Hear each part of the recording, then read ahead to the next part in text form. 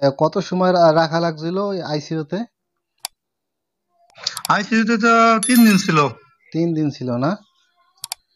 হুম। আল্লাহ। যাই হোক, ঘটনা হয়েছে কি, এখন একটু সুস্থ? হ্যাঁ, সুস্থ তো আল্লাহর রহমতে। কথা বলবেন, একটু কথা বলেন, জিজ্ঞেস করেন, একটু দাঁড়ান, আমি আচ্ছা, দেখতে জিজ্ঞেস পারি করবো এখন। হানে, জিজ্ঞেস করবো হানে, সমস্যা নাই। আসসালামু আলাইকুম। ওয়ালাইকুম আসসালাম রহমতুল্লাহ। তোমার নাম কি আঙ্কেল? শোয়েব। শোয়েব। শোয়েব। মাশাআল্লাহ মাশাআল্লাহ। বলেন কোথা থেকে আসছে? অন্য ম্যাডামের বাসা থেকে পড়ে এসে তো। ও, কোথা থেকে আসছেন আপনি? উনি তো বাংলাদেশে। আমি তো বাংলাদেশে। তুমি তুমি বাংলাদেশে? কোথায় গেছিলা? পড়তে গেছিলা? হ্যাঁ, পড়তে।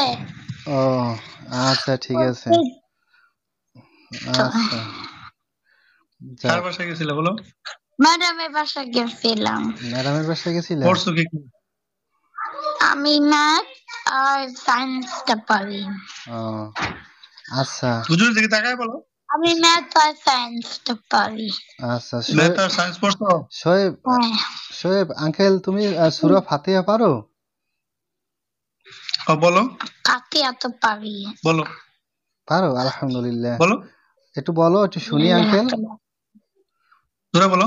আলহামদুলিল্লাহ রাব্বিল আলামিন মালিকি ইয়াউমিদ্দিন হ্যাঁ, আলহামদুলিল্লাহ রাব্বিল আলামিন। আর আর রহমানির রহিম। আর-রাহমানির-রাহিম মালিকি ইয়াউমিদ্দিন ইয়্যাকা না'বুদু ওয়া ইয়্যাকা নাস্তাইন ইহদিনাস সিরাতাল মুস্তাকিম সিরাতাল লাযিনা আন'আমতা আলাইহিম গায়রিল মাগদুবি গায়রিল ওয়ালাদ-দাল্লিন মাগদুবি আলাইহিম ওয়ালাদ-দাল্লিন। ওয়ালাদ-দাল্লিন। আমিন। আমিন। মাশাআল্লাহ মাশাআল্লাহ, অনেক সুন্দর হইছে।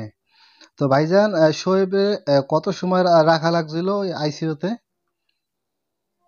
আইসিইউতে তো 3 দিন ছিল। 3 দিন ছিল না? হুম। আল্লাহ।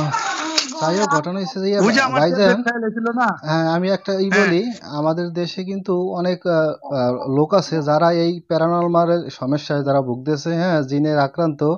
কিন্তু দেখা যায় এদেরকে আসলে কি করে, ওই মানসিক রোগী মনে করে দেখা যায় তাদেরকে ওই তাই পাবনা, হ্যাঁ, নিয়ে ভর্তি করে রাখে থুইয়ে দেয়।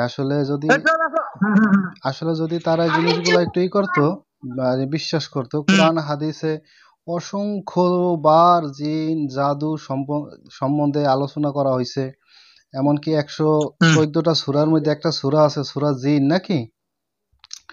একটা আচ্ছা আচ্ছা, সূরাই জি আছে ঠিক আছে। সূরা জিন। তো এইগুলা দেখা যায় কি, এখন অনেক মানুষ আছে মুসলমান দাবি করে নিজেদেরকে, কিন্তু এইগুলা কেমন যেন একটা বিশ্বাস করতে চায় না।